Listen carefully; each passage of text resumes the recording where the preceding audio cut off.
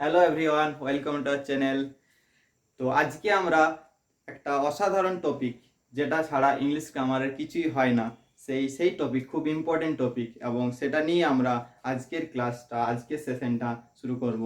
এবং এটা আহ, পুরোটাই খুব ভালো করে ভিডিওটা দেখো, এবং এই জায়গাটা সম্বন্ধে, সেটা হলো টেন্স। এবং এই টেন্স নিয়ে যদি ডিটেলস আমরা জেনে নিই, তাহলে পার্ট বাই পার্ট আমরা ইংলিশ গ্রামারের সব কিছু কিন্তু কভার করতে পারবো খুব ভালো রকমভাবে। এবং যে কোনো এক্সাম, যে কোনো ধরনের কম্পিটিটিভ এক্সাম থেকে শুরু করে বিভিন্ন বোর্ড এক্সাম থেকে সমস্ত কিছু আমরা বেসিক টু হাই কেমনভাবে কোশ্চেন আসে এবং কিভাবে কভার, সব কিছু কভার করা হবে। এবং ডিটেলস আমি শিওর করছি, এটা কাজটা করার পর টেন্স সম্বন্ধে কোনো কিছু ডাউট কনফিউশন থাকবে না। তো মনোযোগ সহকারে ক্লাসটা এনজয় করো। তো লেটস স্টার্ট। তো টেন্স অ্যাকচুয়ালি আমরা সকলেই জানি, অ্যাকচুয়ালি টেন্স মানে হলো ক্রিয়ার কাল বাংলাতে। তো টেন্স সবাই জানি যে আমরা টেন্সকে তিন ভাগে ভাগ করা হয়: প্রেজেন্ট, পাস্ট এবং ফিউচার। তো প্রত্যেকের বেসিক একটু আইডিয়া আছেই, ধরে নেব। তো নেক্সট আমরা টেন্স পড়তে গেলে কিছু কমন জিনিস আমাদেরকে জানতে হয়, সেগুলো একটু বলে দিই। যেটা হচ্ছে পার্সন,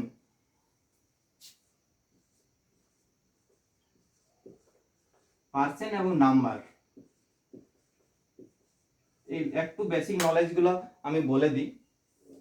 পার্সন, প্রথমে ফার্স্ট পার্সন নিয়ে একটু বলে দিই। পার্সন, ইংলিশ গ্রামার পার্সন হয় তিন প্রকার: ফার্স্ট পার্সন,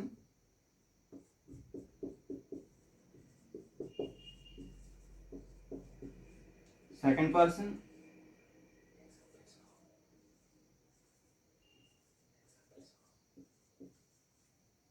থার্ড পার্সন।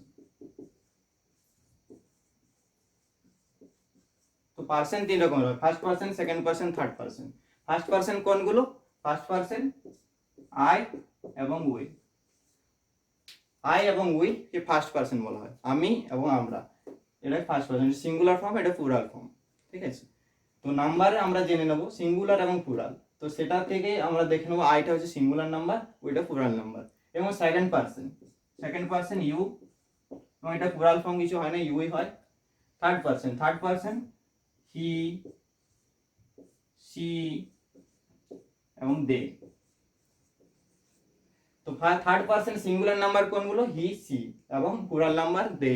এবং আরো যদি কিছু হয়, আমরা একটা জিনিস সহজেই ট্রিকি হয়তো মনে রাখবো: ফার্স্ট পার্সন এবং সেকেন্ড পার্সন, আমি, আমরা এবং তুমি, তোমরা, এগুলো বাদ দিয়ে বাকি যা কিছু হয়, ধরো সে, তাহারা, ঠিক আছে, এটা বাদ দিয়ে বাকি যা কিছু, কিছু নাম, যে কোনো কিছু হয়, যা কিছু আছে সেগুলো কিন্তু থার্ড পার্সনের মধ্যে পড়ে। তাহলে first person I, we, second person you, third person singular he, she এবং দে।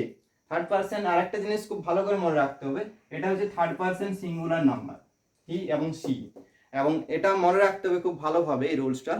যদি এফ, তোমরা খাতায় লিখে নিতে পারো,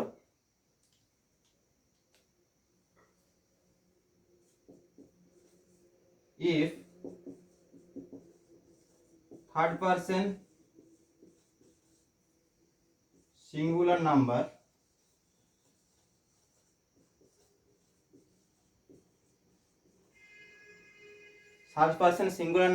used as a subject, যদি সাবজেক্ট হিসাবে ইউজ হয়, তাহলে কি হবে? তাহলে কমা দিলাম,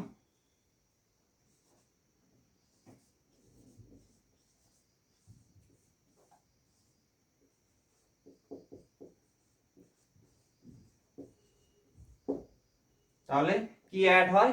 এস বা ইএস অ্যাড হয় ভার্বের সাথে, এস বা ইএস যোগ হয়। যদি third person singular number subject হিসাবে ইউজ হয়, ইউজড এজ এ সাবজেক্ট, তাহলে ভার্বের সাথে এস বা ইএস যোগ হয়। ঠিক আছে, এবং এটা মনে রাখতে হবে। তো এই বেসিক কিছু জিনিস, পার্সন এবং নাম্বার সিঙ্গুলার প্লুরাল হয়। এবং পার্সনটা আমরা জেনে নিলাম, first person, second person, third person. এবং third person singular number, plural number, এখানে একটা রুলস আমরা মনে রাখলাম, সেটা কি হচ্ছে? যদি third person singular number subject হিসেবে ইউজ হয়, তাহলে ভার্বের সাথে তখন এস বা ইএস যোগ হয়। নেক্সট, এরপর আমরা প্রত্যেকটা টেন্সকে আলাদা আলাদাভাবে ভালোভাবে আইডেন্টিফাই করব। তো কিভাবে একটা টেন্স কিভাবে আইডেন্টিফাই করতে হয় এবং ডিটেলস আমরা বুঝে নেব। তো প্রেজেন্ট টেন্সকে, প্রত্যেকটা প্রেজেন্ট, পাস্ট এবং ফিউচার, প্রত্যেকটা টেন্সকে আলাদাভাবে চার রকম ভাবে আমরা ভাগ করতে পারি। তো প্রেজেন্ট টেন্সকে আমি একটা টেন্স, প্রেজেন্ট টেন্সটা নিয়ে আলোচনা করছি, এবং প্রেজেন্ট টেন্সটা নিয়ে এবং চারটে কি কি ভাগ হয়। ফার্স্ট হচ্ছে present indefinite, present indefinite tense, বা যেটা আমরা সিম্পল প্রেজেন্ট বলে জানি, সিম্পল প্রেজেন্ট। 2 নম্বর হচ্ছে প্রেজেন্ট কন্টিনিউয়াস। 3 নম্বর প্রেজেন্ট পারফেক্ট। 4 নম্বর প্রেজেন্ট পারফেক্ট কন্টিনিউয়াস।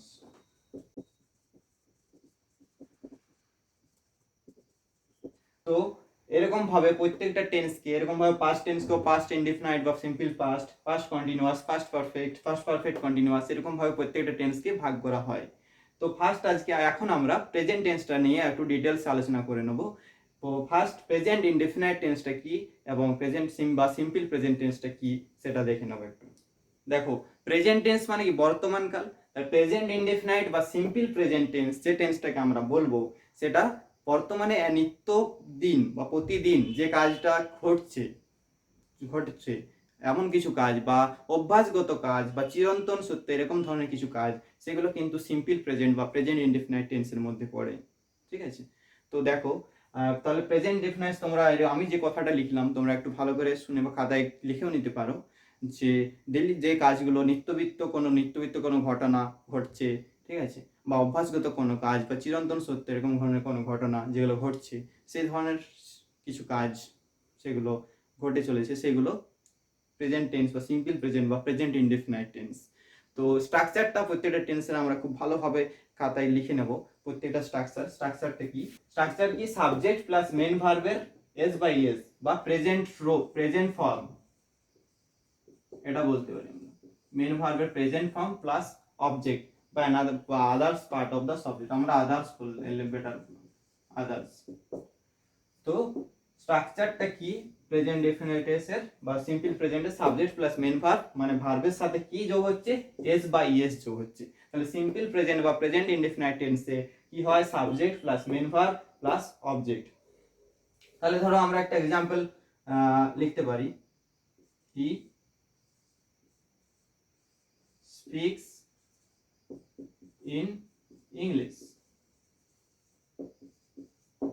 হি, এখানে কি হিটা সাবজেক্ট এবং স্পিক্স হয়েছে, ভার্বের সাথে এস যোগ হয়েছে, তাহলে এটা প্রেজেন্ট ফর্ম হবে, মেন ভার্বের প্রেজেন্ট ফর্ম। মানে এখানে হি আছে, মানে হিটা কি থার্ড পারসন। আমি বলছিলাম পার্সনের বলার সময় যে থার্ড পারসন সিঙ্গুলার নাম্বার, এটা হিটা কি third person singular number. That's why হির পর যে ভার্বটা আছে মেন ভার্বের সাথে কিন্তু এস যোগ হয়েছে। দ্যাটস ওয়াই মেন ভার্বের সাথে এস যোগ হলো এবং এটা স্পিক্স হয়েছে, হি স্পিক্স ইন ইংলিশ। ঠিক আছে, তো subject plus main verb plus other part of the sentence বা আদার, সেটা আমরা বলতে পারি বা অবজেক্ট বলতে পারি এখানে। ঠিক আছে, তো নেক্সট আরো কিছু এক্সাম্পলের মধ্য দিয়ে আমরা যে কেমন ভাবে প্রেজেন্ট ইনডেফিনাইট টেন্সটা আমরা আইডেন্টিফাই করব আর কি কি হতে পারে, সেগুলো আমি কিছু এক্সাম্পলের মধ্য দিয়ে আলোচনা করছি। দেখো, she lives with her mother। এখানে সিটা third person singular number, that's why lives এর সাথে এস যোগ হয়েছে, with her mother.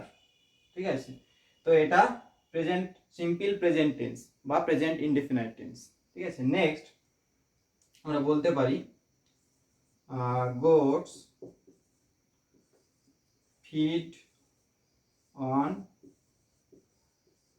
grass। goats আছে, দ্যাটস ওয়াই এখানে ফিড হলো। ঠিক আছে, on grass। নেক্সট দেখো,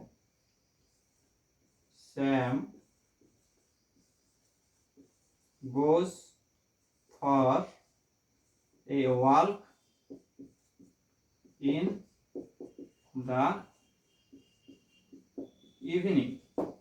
তাহলে স্যাম কি করছে, goes for a walk, Sam the subject plus ভার্বের প্লাস ইএস যোগ হয়েছে, ভার্ব প্লাস ইএস প্লাস বাকিটা other part of the others.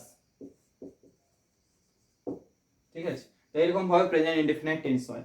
Rohit and Sania dash to play, এখানে অপশন দেওয়া আছে, ধরো লাইক, লাইকস অথবা লাইকড, কোনটা বসবে? রোহিত অ্যান্ড সানিয়া লাইকস না লাইকস নাকি লাইকড, কোনটা হবে? এরপর নেক্সট এটা তো বলছি আমি, লিভ নাকি লিভস নাকি লিভিং। তো তোমরা একটু ভাবো, তারপর আমি বলছি। দেখো এখানে রোহিত অ্যান্ড সানিয়া, তো একটু এখানে দুটো দুটো সাবজেক্ট অ্যান্ড দিয়ে যোগ করা আছে এবং দুটো আলাদা, এবং এখানে এটা লাইক, লাইক টাইপ বলবে সিঙ্গুলার, এখানে ভার্বাস মানে এস বাই এস এখানে যোগ হচ্ছে না, এখানে লাইক হচ্ছে। সেরকম ভাবে এখানেও লিভ ইন হবে, ঠিক আছে, বোঝা যাচ্ছে? তো এই জায়গাগুলো একটু একটু ইম্পর্টেন্ট জায়গা, এই জায়গাগুলো একটু আমাদেরকে ফোকাস করতে হবে। ধরো এরকম যে একটা যদি কোনো এক্সাম্পল থাকলো, plant needs water for for preparing food, ঠিক আছে?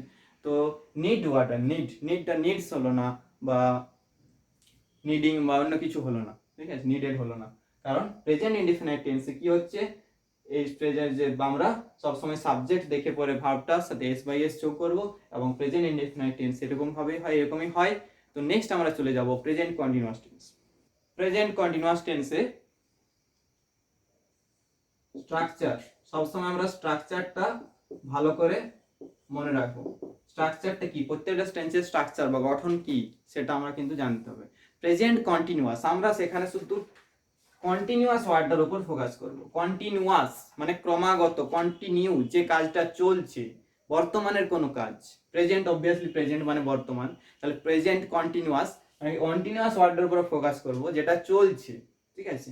এই কন্টিনিউয়াস ওয়ার্ডটা যদি থাকে তাহলে কি সাবজেক্ট যা আছে আছে, তাহলে কিন্তু ভার্বের সাথে একটা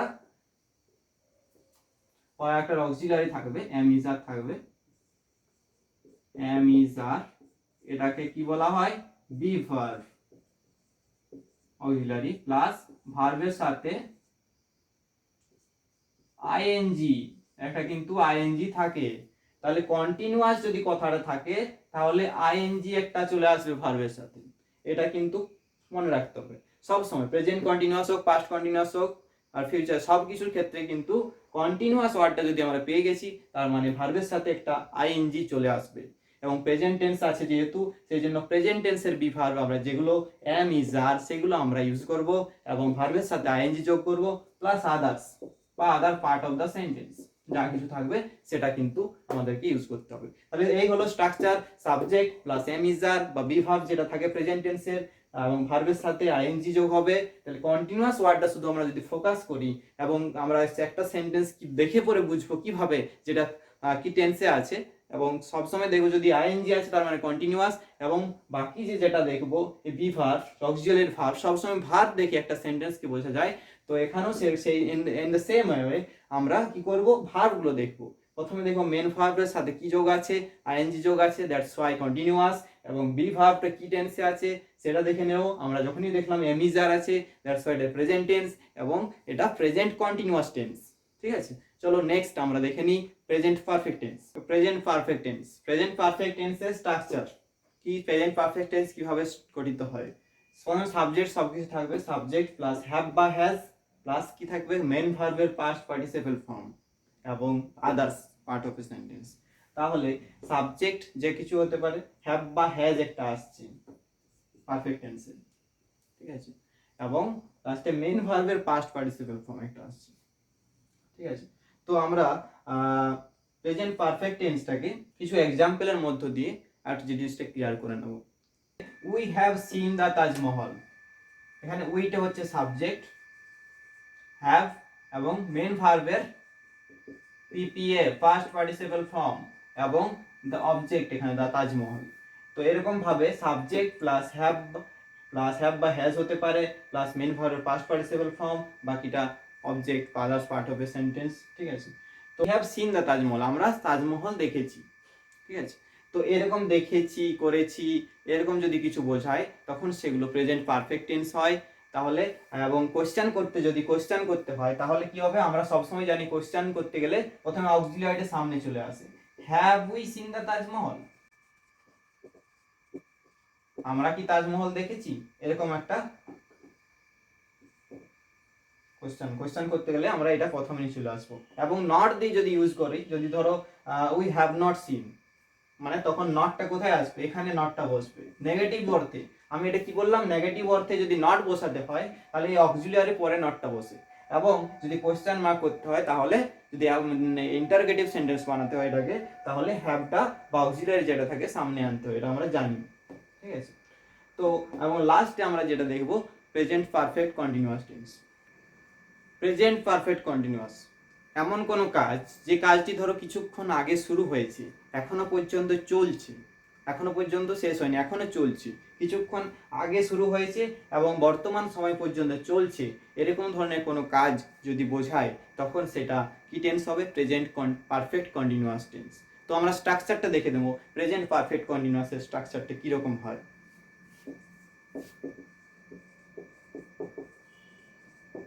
এবং এই স্ট্রাকচারটা সবাই ভালো করে মনে রাখবে, এবং এটাতেই বাকি বাকি সব কিছু বোঝা যাবে যেটা কি টেন্সে আছে।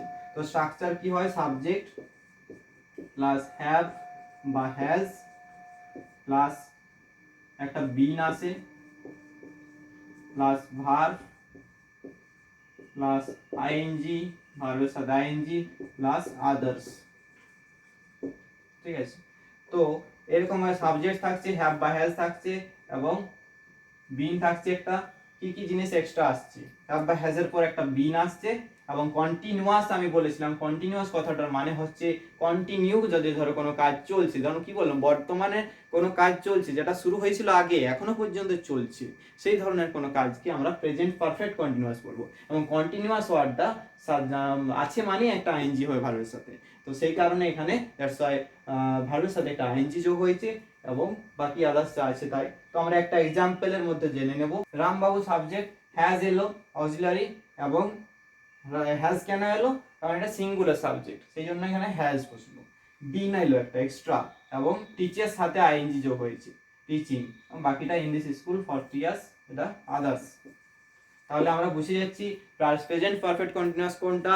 যে কাজটি আগে শুরু হয়েছে, বর্তমানে এখনো পর্যন্ত চলছে, এখনো শেষ হয়নি, সেই ধরনের কোনো কাজকে প্রেজেন্ট পারফেক্ট কন্টিনিউয়াস বলে। এরপর কিছু জিনিস তোমাদেরকে আলাদা করে বলে দিই, যেগুলো হচ্ছে ধরো প্রেজেন্ট ইনডিফিনাইট টেন্স থেকে কিছু যখন আমরা কোশ্চেন করতে যাই, তখন কি জিনিস কেমন হয় কোশ্চেনগুলো, সেইগুলো একটু বলে দিই। প্রেজেন্ট ইনডিফিনাইট বা সিম্পল প্রেজেন্ট টেন্স যখন যদি কোশ্চেন করতে হয়, তখন কি আনতে হয়? ডু বা ডাজ কে নিয়ে আসতে হয়। সেরকমই আমি এক দুটো সেন্টেন্স লিখেছি, তো সেগুলো একটু দেখে নাও। দেখো, ডু বা ডাজ কে নিয়ে আসতে বললাম। Does he drive car? সে কি গাড়ি চালায়? ডাজ হি ড্রাইভ কার? তখন ডাজ কেন এলো? কারণ এখানে সাবজেক্ট হি আছে, হি ড্রাইভ কার। অ্যাকচুয়াল সেন্টেন্সটা যদি বলা হয় হি ড্রাইভ কার, তখন কোশ্চেন করতে কি বললে কি হবে? ডাজ হি ড্রাইভ কার? তখন কোশ্চেন মার্ক আছে, ইন্টারোগেটিভ সেন্টেন্স হচ্ছে। তাহলে সেরকম ভাবে শ্যামবাবু টিচ ইংলিশ, তখন শ্যামবাবুটা কেন ডাজ হচ্ছে, বা হি এর পরে ডাজ কেন হলো, ডু কেন হলো না? হিটা হচ্ছে থার্ড পারসন সিঙ্গুলার নাম্বার। আমি প্রথমেই বলেছি যদি থার্ড পারসন সিঙ্গুলার নাম্বার হয় তাহলে ভার্বের সাথে এস বা ইএস যোগ হয়। তো তাহলে এখানে হি যেহেতু আছে, সেখানে সেই দ্যাটস ওয়াই এখানে এটা ডাজ হলো। তো does Shyambabu teach English. Next সেরকম ভাবে does he helps the poor? He helps the poor actual সেন্টেন্সটা, এবং এটা যখনই কোশ্চেন মার্ক আমরা করছি, does he helps the poor হয়ে গেল। Next, do they read in class 10? They read in class 10 actual sentence, এবং এটা কোশ্চেন যখন করলাম ইন্টারোগেটিভ সেন্টেন্স, তখন এটা ডু এলো, কারণ এটা plural number, third person plural number, that's so এখানে ডু হলো, ডাজ হলো না। ঠিক আছে? তো এরকম ভাবে আমরা প্রত্যেকটা টেন্সে, এবং নেগেটিভ যদি করতে হয়, তো নেগেটিভটা আমরা কিভাবে করব? এই সেন্টেন্সটাকে নেগেটিভ করতে হলে ডাজ হি নট রাইড, এরকম ভাবে আমরা একটা নট কি বসিয়ে দিলে কিন্তু সেটা নেগেটিভ হয়ে যাবে। ঠিক আছে? তো নেগেটিভ কি হয়? সাবজেক্ট প্লাস ডু বা ডাজ বা নট তারপর বসিয়ে দিলে, কিন্তু যেমন হি ডাজ নট প্লে, সে খেলা করে না, হি ডাজ নট প্লে, বা হি ডাজ নট কিছু, ডাজ এর পর কিন্তু নট বসে। ঠিক আছে? কিন্তু এখানে ইন্টারোগেটিভ সেন্টেন্সে ডাজ হি নট হবে। ঠিক আছে? বোঝা যাচ্ছে? তাহলে অ্যাকচুয়াল সেন্টেন্সটা যদি he does not drive car, সে গাড়ি চালায় না, সে কি গাড়ি চালায় না যদি বলি, তাহলে does he not drive car, সে কি গাড়ি চালায় না। তো এরকমভাবে টেন্সগুলো অ্যাফার্মেটিভ এবং ইন্টারোগেটিভ বা নেগেটিভ এরকমভাবে কোশ্চেন করলে, প্রেজেন্ট ইনডেফিনাইট টেন্স বা পুরো প্রেজেন্ট টেন্সটা কোশ্চেন করলে আমি দেখালাম কেমনভাবে কোশ্চেনগুলো হয় অ্যাফার্মেটিভ এবং নেগেটিভভাবে, এবং পুরো টেন্সটা আশা করি ফুললি এর থেকে প্রেজেন্ট টেন্সে আর কিছু এক্সট্রা কিছু দরকার হবে না। স্ট্রাকচারগুলো মনে রাখো এবং স্ট্রাকচারগুলো মনে রেখে নেক্সট যে কোনো সেন্টেন্স দেখলে আমরা কিন্তু বুঝে যাব যে এটা কী টেন্সে আছে, ঠিক আছে। সবসময় ভাবকে দেখে আমরা বুঝবো। তো এরকমভাবে কিন্তু একটা টেন্সকে আমরা খুব সুন্দরভাবে ট্রিকি ওয়েতে খুব সহজভাবে কিছু জিনিস মনে রেখে ওটা আমরা কভার করতে পারবো এবং খুব ভালোভাবে সেই নলেজটাকে আমরা ধরে রাখতে পারলো। আশা করি ভিডিওটি ভালো লেগেছে এবং আমরা টেন্সটাকে এরকমভাবে পার্ট পার্ট করে প্রত্যেকটা কেমনভাবে মানে কোশ্চেন অ্যান্সারে সেই রকমভাবে লজিক্যালি সব কিছু জিনিসগুলো তুলে ধরে প্রত্যেকটা টেন্সকে আলাদা আলাদাভাবে খুব ভালোভাবে সব কিছু কভার করব। তো থ্যাংকস ফর ওয়াচিং।